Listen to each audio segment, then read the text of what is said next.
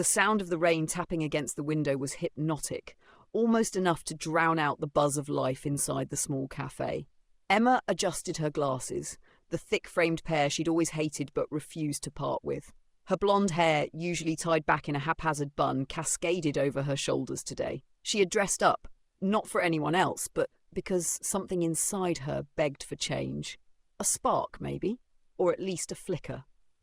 The notebook in front of her remained blank, save for the smeared imprint of her fingertips from where she'd been absent-mindedly flipping pages. She sighed.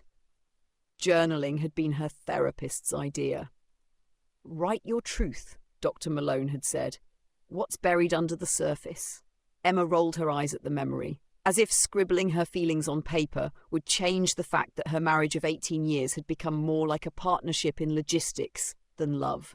Lost in thought, a voice interrupted, pulling her out of her spiral. Emma looked up. A man stood across from her, coffee cup in hand, a crooked smile playing on his lips. His dark eyes glinted with mischief, and his slightly dishevelled look suggested he wasn't one for convention. Sorry, were you talking to me?" Emma stammered, inwardly cringing at how flustered she sounded. "Yes, unless you're having a particularly riveting conversation with that blank page," he replied, gesturing to her notebook. She smirked despite herself. "Just trying to clear my head. Mind if I join you? Or do you prefer to brood solo?" Something about him intrigued her, a warmth, a confidence she didn't recognise in her husband anymore. Against her better judgment, she nodded. He sat across from her, and for the next hour they talked about everything and nothing. His name was Ian, a writer who loved jazz and despised olives. She found herself laughing more in that hour than she had in months. And as the rain cleared and sunlight poured through the window, Emma couldn't ignore the tiny ember that had sparked within her. A dangerous ember. One that whispered, "What if?" The cafe emptied as the rain faded, but Emma and Ian stayed. She wasn't sure if it was the conversation or the feeling of being truly seen, but time dissolved. Ian leaned forward, resting his elbows on the table. "You're not from around here, are you?" Emma hesitated. "Born and raised, actually." "That's surprising," he said, tilting his head. "You have this restless energy, like you're meant for somewhere else." Her chest tightened, restless energy. She'd felt it for years, but never dared to put it into words. For a long time, her life had been about others, her kids, her husband, their routines. Somewhere along the way, Emma had forgotten who she was outside of it all. "I guess I've just been stuck," she admitted softly. Ian studied her, his gaze disarming. "Stuck isn't permanent, you know." Emma's laugh came out sharper than she intended. Easy to say when you're not the one living it. He didn't flinch. Instead, he smiled. A quiet, understanding smile that unnerved her more than anything else. "Stuck doesn't mean you're trapped," he said, his voice gentle. "It just means you're waiting for the right moment to move." His words lodged themselves in her chest, a painful reminder of the countless times she'd tried to talk herself into doing something bold. Something for her. But where would she go? What would she do? And what about Greg, her husband? He wasn't cruel or neglectful, he was just... there. A good man she no longer knew how to reach. "You're quiet," Ian said. Emma blinked, realising she'd been lost in her own thoughts again. "Sorry, it's..." She stopped herself. "It's complicated," Ian finished for, smiling again. Her phone buzzed on the table, the screen lighting up with Greg's name. Emma stared at it, frozen. Ian's eyes flicked to the phone, then back to her. "Do you need to go?" The truth pressed against her lips, begging to be spoken. Instead, she shook her head. "No," she said, silencing the call with a tap. "I don't." Ian leaned back, his expression unreadable now. "So what happens next, Emma?" What did happen next? For the first time in years, she had no idea, and she wasn't sure if that terrified her or thrilled her. The silence between them hung heavy, charged with an unspoken tension. Emma's heart raced as she picked up her coffee, taking a long sip to buy herself time. What did happen next? Did she stay in the cafe, chasing the flicker of life she felt talking to Ian, or did she return to her neatly constructed existence, where every piece fit but none felt alive? Ian broke the silence, his voice softer now. "You don't have to answer right away, you know. Sometimes just sitting with the question is enough." She set her mug down, her hands trembling slightly. "I don't even know the question," she admitted. Ian smiled, a mix of sympathy and curiosity. Maybe it's, what do you want? The words hit her like a slap. What did she want? She'd never truly asked herself. Her life had been a series of obligations, soccer practices, PTA meetings, date nights that felt more like duty than romance. Wanting, truly wanting, felt selfish. I don't know, she said finally, her voice barely above a whisper. Ian nodded, as if her answer was exactly what he'd expected. Then that's where you start. She wanted to laugh at the absurdity of it all. This stranger, this man she'd met barely an hour ago, peeling back layers of her that she hadn't even realised were there. But instead she felt her throat tighten. Her phone buzzed again, and this time a picture popped up on the screen. It was Greg, standing in the kitchen, holding a loaf of bread he clearly couldn't figure out how to slice. Beneath it was the message, "Which knife do I use?" Emma's lips twitched in a bittersweet smile. It was such a Greg thing to text. She loved him. She did. But when had that love stopped being enough to make her feel alive? I should go, she said, standing abruptly. The scrape of the chair startled her. Ian didn't try to stop her. He simply nodded, his gaze steady. Maybe I'll see you again. Emma froze. The thought terrified her as much as it thrilled her. She grabbed her notebook and bag, not daring to look back as she walked out the door. The rain had stopped, but her world felt stormier than ever. The walk to her car felt longer than usual, the weight of the conversation pressing on her chest. Emma clutched her notebook tightly, as if it contained answers she hadn't yet written. The sky had cleared, and the air smelled fresh, almost new, yet inside everything felt heavy and tangled. As she slid into the driver's seat, her reflection in the rearview mirror caught her off guard. She looked different. Not in any physical way, but something in her eyes, like a door she'd kept locked for years, had cracked open. She stared at her phone resting on the passenger seat. Greg's text stared back, innocent and mundane, yet it carried the weight of her life. She pictured him in their kitchen, probably holding the loaf of bread sideways, squinting at it like it was some unsolvable riddle. A man who loved her, in his way. A man who showed up, who never missed a birthday or anniversary. But when had showing up stopped being enough? Her thoughts spiraled back to Ian, his voice, his words, the way he'd looked at her like she was someone worth figuring out. It wasn't about attraction. Well, not entirely. It was the way he'd seen her. Emma, the person, not the wife or the mom or the dependable woman who always had the right knife for slicing bread. She turned the key in the ignition, but didn't drive. Instead, she let her head fall against the steering wheel, a groan escaping her lips. She wasn't the kind of person who let her mind wander down paths like this. She was loyal, responsible, predictable. Her phone buzzed again. This time it was a photo of the bread, now mangled beyond recognition, with the caption, "I tried. Please come home before I ruin dinner." And just like that, she laughed, a real unrestrained laugh that echoed in the quiet of her car. It was absurd, all of it. She couldn't ignore the spark she felt with Ian. But this was her life. Messy, imperfect, frustrating, but hers. Emma picked up her phone, texting back, "I'm on my way, don't touch anything else." She started the car, but as she drove home, she couldn't shake Ian's words. What do you want? For the first time in years, she wasn't afraid to find out. By the time Emma pulled into the driveway, the sun was setting, casting a warm glow over the quiet suburban street. She sat in the car for a moment, the hum of the engine fading as she turned off the ignition. The laughter she'd felt earlier had dimmed, leaving her with a bittersweet ache. She loved Greg, she knew that. But something about today had shifted her perspective, like a smudged window finally being wiped clean. Taking a deep breath, Emma grabbed her notebook and stepped out of the car. As she walked up to the front door, the smell of something slightly burned greeted her. She smiled. Greg had probably attempted to salvage dinner after his failed bread slicing experiment. "Hey, you're back!" Greg called from the kitchen as she walked in. His voice was cheerful, oblivious to the storm brewing inside her. Emma found him standing at the counter, proudly presenting what looked like overcooked pasta and a salad tossed with way too much dressing. His tie was loosened and his hair was slightly dishevelled. He looked every bit the man she'd fallen in love with years ago. "Wow, you've outdone yourself," she teased, setting her bag down and leaning against the counter. Greg chuckled. "Yeah, well, I figured you'd appreciate me not burning the house down while you were out." She smiled, but her mind drifted back to Ian's words. What do you want? Greg, she said suddenly, her voice softer than she'd intended. He looked up, his brow furrowing slightly. What's up? She hesitated, the words tangling in her throat. How could she explain something she didn't fully understand herself?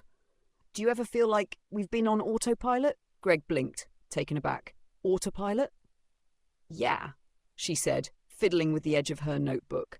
Like we're just going through the motions, day after day, without really thinking about where we're headed. He stared at her, the easy smile fading from his face. Sometimes, yeah, he admitted quietly. But I thought that was just life, you know? Busy, messy, but us. Her chest tightened. His words were honest, but they didn't soothe her. If anything, they made her feel even more adrift. Maybe we need to figure out what us really means, she whispered.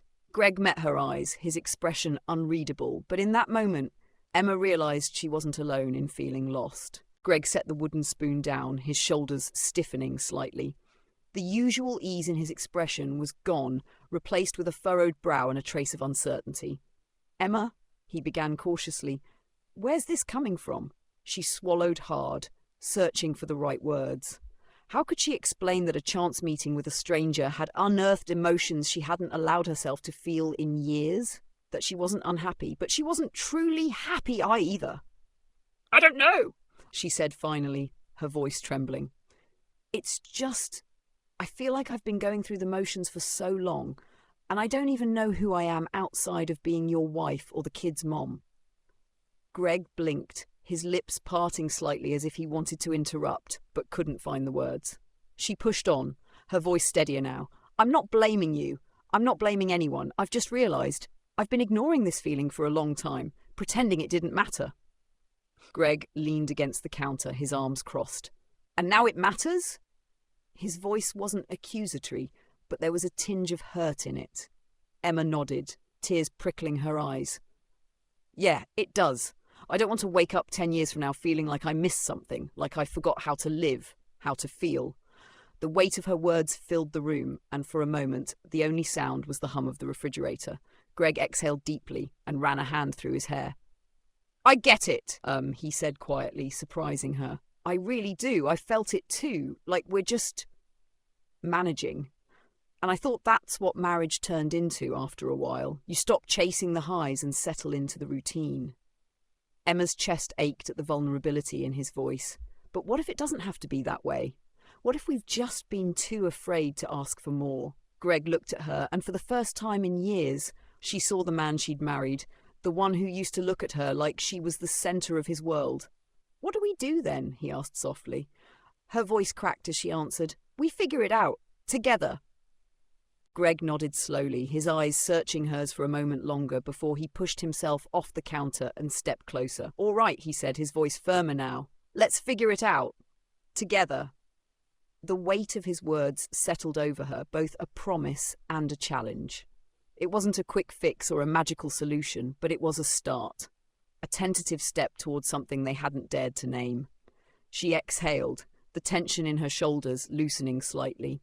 I don't know what it looks like yet, she admitted. I just know we can't keep ignoring it. Greg reached out, his hand brushing hers on the counter. We'll figure it out, he repeated, and this time there was a flicker of determination in his voice. The touch of his hand brought back a memory, years ago when they'd first started dating, and he'd held her hand in the car as they drove nowhere in particular, just talking about their dreams. It felt so far away now, like a photograph faded with time. Do you remember when we used to talk for hours about the future? Emma asked suddenly. Greg chuckled softly, a hint of wistfulness in his tone. Yeah, we had all these big plans. Travel, building that tiny cabin by the lake, learning to salsa dance even though we're both terrible at it. Emma smiled despite herself. We let all of that slip away. Life got in the way, he said, shrugging. Bills, kids, work, you know how it is. I do, she said, her voice soft. But maybe we let it get in the way because it was easier than fighting for something bigger.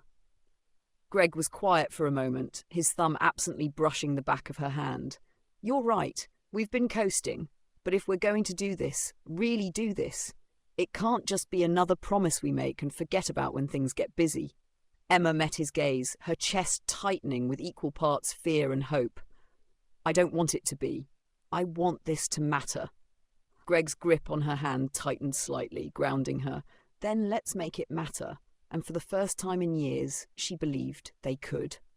The next morning, Emma woke up earlier than usual. The house was quiet, the kind of stillness that came before the chaos of kids getting ready for school and Greg rushing off to work. She lay there for a moment, staring at the ceiling, replaying last night's conversation. It felt fragile, like glass. Precious, but easily shattered. Sliding out of bed, she grabbed her notebook from the nightstand and tiptoed to the kitchen. The soft hum of the coffee maker filled the air as she flipped open the cover. Her pen hovered over the blank page, and for the first time she didn't feel stuck. She began to write, letting her thoughts flow without judgment. What do I want? The question felt less daunting today, as if putting it into words gave her some control over it. She wrote about the little things she missed, taking long walks by herself, reading novels that didn't come from the parenting section, laughing with Greg without worrying about schedules or responsibilities. By the time Greg walked into the kitchen, her coffee had grown cold and the page was full of ideas, small steps she wanted to take, changes she wanted to make. He rubbed his eyes, his hair still messy from sleep. "Morning," he mumbled, leaning down to kiss her forehead. "Morning," she replied, smiling softly. His eyes drifted to the notebook. "Is that the start of figuring it out?" She nodded, suddenly feeling shy. "Just some thoughts, little things we could do." Greg poured himself a cup of coffee, then sat across from her. "Can I see?" She hesitated, then turned the notebook around so he could read it. He scanned the page, his expression thoughtful. "Morning walks together?" he read aloud, a smile tugging at his lips. "And salsa lessons? You know we're going to be a disaster on the dance floor, right?" Emma laughed, the sound light and unforced. "I know, but maybe that's the point, to do things that scare us or make us laugh or remind us what it's like to just live." Greg reached for her hand across the table. "Okay," he said softly. "Let's start with the walks." In that moment, Emma felt it again, that tiny ember of hope, flickering into something brighter. It wasn't a grand, sweeping solution, but it was a step, one they'd take together. The first walk was awkward. Emma and Greg stepped out of the house that evening, the fading light casting a golden hue over their quiet neighborhood. They hadn't done anything like this in years. No distractions, no kids, no errands, just the two of them and the sound of their shoes crunching against the pavement. Greg cleared his throat. "So, how's your day been?" Emma smirked. "Are we really doing small talk?" He laughed, rubbing the back of his neck. "I guess I'm out of practice. When was the last time we just talked about anything that wasn't bills or schedules?" "Years," Emma said honestly. They walked in silence for a few more steps before Emma pointed to the old oak tree at the corner of their street. "Do you remember when we used to sit under that tree, back when we were dating?" Greg smiled, his face softening. "Yeah, we'd bring takeout and sit there for hours. You'd always steal my fries." Emma laughed, the sound more genuine than she'd expected. "And you'd pretend to be annoyed, but I think you secretly liked it." "Maybe," he admitted, grinning. They reached the tree and stopped, both staring up at its branches swaying gently in the breeze. Greg leaned against the trunk, crossing his arms. "You know, I've missed this." Emma turned to him, surprised. "Missed what?" "This," he said, gesturing between them. "Just being with you. Not as parents, not as people juggling a million responsibilities. Just us." Her throat tightened, and for a moment she couldn't speak. "I've missed it too," she said finally. Greg hesitated, then reached for her hand. His touch was warm and steady, and it reminded her of the early days. The butterflies, the quiet thrill of holding hands like it was a secret only they shared. "We can get it back, Emma," he said softly. "It's not going to be perfect, and I know it's going to take work, but I want to try." She looked at him, her heart catching in her chest. "I want that too." And as they stood under the oak tree, hand in hand, Emma felt something shift. The ember inside her flared brighter, warming the spaces she thought had grown cold. They weren't fixed, but they were moving together. The next few weeks became a series of small, deliberate changes. Tiny steps that felt insignificant at first, but started to stitch together something new. Every morning, Emma and Greg went on their walks. At first, they were quiet, filled with hesitant small talk and occasional laughs over memories they had long buried. But slowly, the conversations deepened. They talked about dreams they had forgotten, fears they had hidden, and even regrets they had never dared to share. The walks became sacred, a space where they were free to rediscover each other without the noise of their busy lives. One crisp Saturday evening, Emma surprised Greg with a flyer she had printed off her computer. "Guess what I signed us up for?" Greg squinted at the paper. "Salsa classes? Emma, you know I have 2 left feet. Remember our wedding dance?" Emma laughed, remembering how he had stepped on her toes twice during their first dance. "I remember, and that's exactly why we need this. It'll be fun. No pressure, no perfection, just us being ridiculous together." Greg sighed dramatically but smiled. "Fine, but don't blame me if I send us both toppling over." That first salsa class was, as predicted, a disaster. Greg stumbled over the steps. Emma accidentally spun in the wrong direction, and they both laughed so hard their stomachs ached. It wasn't about getting it right, it was about letting go. One evening after class, as they sat in the car catching their breath, Greg turned to her, his face flushed from laughing. "I haven't felt this alive in years," he admitted. Emma looked at him, her heart swelling. "Me neither." At home, they found themselves dancing in the kitchen, practicing the steps they had just learned. The kids groaned and teased them, but Emma didn't care. For the first time in a long time, her house felt warm, alive. That night, lying in bed, Greg reached for her hand under the covers. "Emma," he said softly, his voice laced with gratitude. "Yeah? I'm really glad we didn't give up." Tears pricked her eyes as she squeezed his hand. "Me too." And for the first time in years, Emma didn't feel like she was just surviving. She felt like she was living. The months that followed were a mix of progress and setbacks. There were days when Emma and Greg felt like they were falling back into old patterns. Busy schedules, forgotten plans, rushed dinners. But the difference now was that they noticed. They were trying, and the effort itself was a reminder of what they were working toward. One evening, after tucking the kids into bed, Greg found Emma sitting on the back porch, wrapped in a blanket and staring at the stars. He stepped outside, 2 mugs of tea in his hands. "Couldn't sleep?" he asked, handing her one. "Just thinking," she said, taking the mug and smiling softly. Greg sat beside her, their shoulders brushing. The quiet between them felt natural now, not strained like it had been before. They sipped their tea, the cool night air carrying the faint scent of freshly cut grass. "What's on your mind?" Greg asked after a while. Emma hesitated, then glanced at him. "Do you think we waited too long to fix this? To find each other again?" Greg's brow furrowed, and he shook his head. "No," he said firmly. "I think if we'd tried any earlier, we wouldn't have been ready. Sometimes you have to feel the cracks before you know how to patch them." His words hit her with unexpected weight, and she looked away, blinking back tears. I wish I'd spoken up sooner. I wish I'd told you how lost I felt before it got this far." Greg reached out, his fingers brushing hers. "Emma, you did speak up. That's what matters. And we're here now, aren't we?" She nodded, her throat tight. "We are." Greg set his mug down and turned toward her. "Look, I know we're not perfect, and I know this isn't going to magically fix everything overnight. But I'm all in, Emma. For the awkward salsa dances, the morning walks, the hard conversations, all of it. I'm all in." Her chest tightened as she met his gaze. "Me too," she whispered. In that moment, Emma felt it. Their love wasn't the same as it had been when they were young. It was deeper now, forged in the cracks, stronger because of them, and that was enough. The following week, something unexpected arrived in the mail. A thick, weathered envelope addressed to both Emma and Greg, with no return address. Emma found it on the porch, tucked between the usual stack of bills and catalogues. "What's that?" Greg asked as he walked into the kitchen, still in his suit from work. "I have no idea," Emma said, turning it over in her hands. "It doesn't have a sender." Greg leaned over her shoulder as she carefully broke the seal.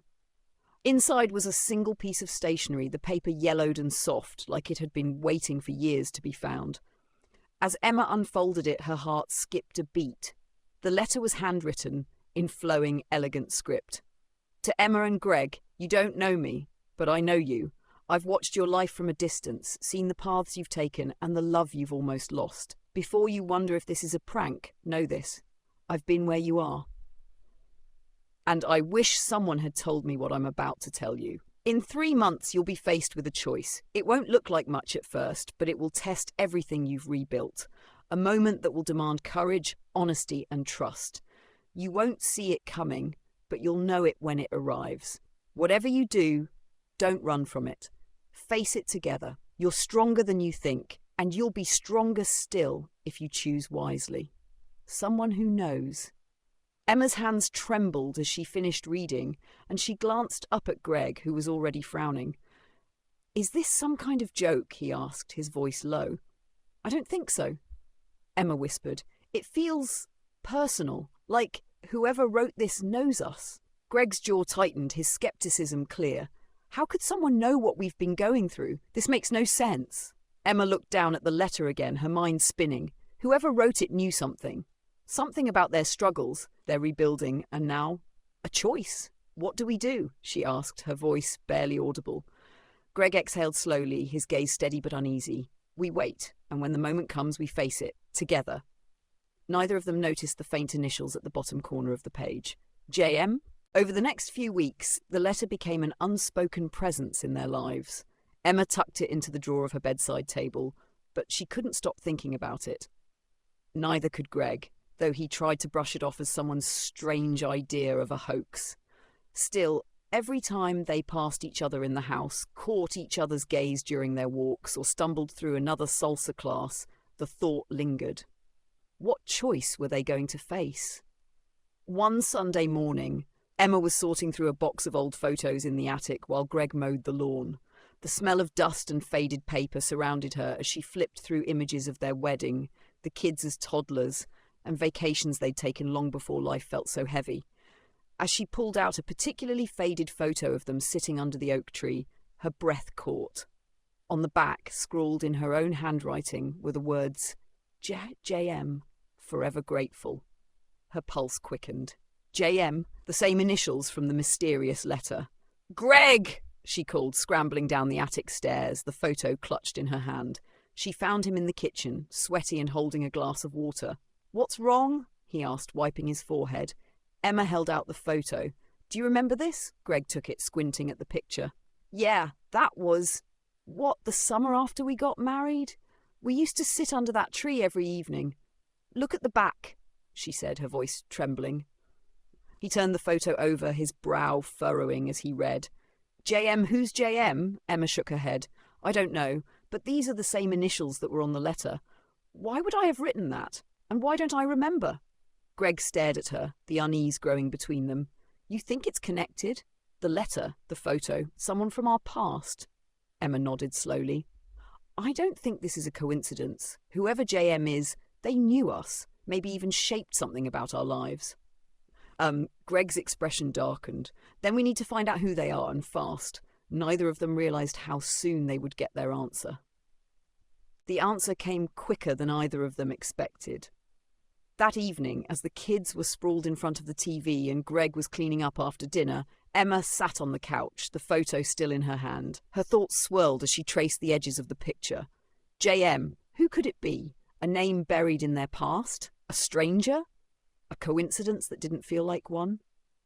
Her phone buzzed on the coffee table, startling her. A notification from her email flashed across the screen. New message from anonymous sender. Frowning, she picked up the phone and opened the email. The subject line read, "I owe you the truth." Her heart raced as she clicked into the message. It was brief, but it was enough to make her chest tighten. "Meet me under the oak tree tomorrow at 6 p.m. You deserve to know everything. JM. "Greg," she called, her voice sharp. He appeared from the kitchen, a dish towel slung over his shoulder. "What's wrong?" Emma handed him the phone, her hands trembling. "This. Look at this." Greg read the email, his jaw tightening. "Who the hell is this? How do they even know about the oak tree?" "I don't know," Emma said, her voice shaking, "but they're asking us to meet them tomorrow." "No," Greg said firmly, handing her phone back. "This is too weird. It could be dangerous." Emma's brow furrowed. "What if it's not? What if this is someone who, I don't know, knew us, helped us? What if this is important?" Greg paced the room, running a hand through his hair. Emma, this doesn't feel right. Someone's messing with us. How do we even know this is real? She stood, her voice stronger now. I don't. But I'm going. I have to know, Greg. This can't just be a coincidence. He stopped pacing, his eyes locking with hers. Then I'm coming with you. Emma nodded, her heart pounding. Whoever JM was, they held answers. Answers she wasn't sure she was ready for, but couldn't ignore. Tomorrow, everything would change. She felt it. The next evening, Emma and Greg arrived at the park just before 6. The oak tree stood ahead, bathed in the warm glow of the setting sun. The air was quiet, save for the faint rustling of leaves and the distant laughter of children on the playground. Greg parked the car, gripping the steering wheel tightly for a moment before exhaling. If this goes south, we leave. No questions, no arguments. Emma nodded, clutching her bag. Inside was the photo, the letter, and the faint hope that this meeting would bring them clarity. They walked toward the oak tree, their steps slow and measured. As they approached, Emma's heart skipped. A figure was already there, sitting cross-legged beneath the sprawling branches. It wasn't Jacob Monroe. The woman looked up as they neared, her face framed by dark curls streaked with grey. She stood, smoothing her long coat, and smiled softly. Emma? Greg. You came. Emma's brow furrowed. Who are you? The woman stepped forward, her expression calm but tinged with something deeper, sorrow perhaps, or regret. My name is Julia Monroe. Jacob was my brother. Emma and Greg exchanged a stunned look. Your brother? Greg asked, his voice uncertain. Julia nodded. Yes, Jacob passed away 5 years ago. Emma's breath hitched. I'm so sorry, but how did you know about us? And why send the letter now? Julia's hands trembled slightly as she reached into her coat pocket and pulled out a worn leather journal. This belonged to Jacob. He kept it for years, writing about people he met, the advice he gave, and the lessons he learned from them. You two, you were special to him. He wrote about you often. She opened the journal, flipping to a page marked with a fraying ribbon. He said you reminded him of the love he once had and lost. He told me to watch for you, to make sure you didn't lose what he saw in you. Emma stared at the journal, tears stinging her eyes. Why now? She whispered. Julia closed the journal, her voice soft, because he believed the right moment would come, and he trusted me to know when that was. Emma's knees felt weak, and she lowered herself onto the grass beneath the oak tree. Greg stood beside her, his expression a mix of confusion and guarded curiosity. Julia knelt down, placing the journal gently in Emma's lap. Jacob believed that love wasn't something that simply lasted. It was something you had to choose over and over again. He watched you two, saw the potential for something extraordinary, but also the danger of letting it slip away.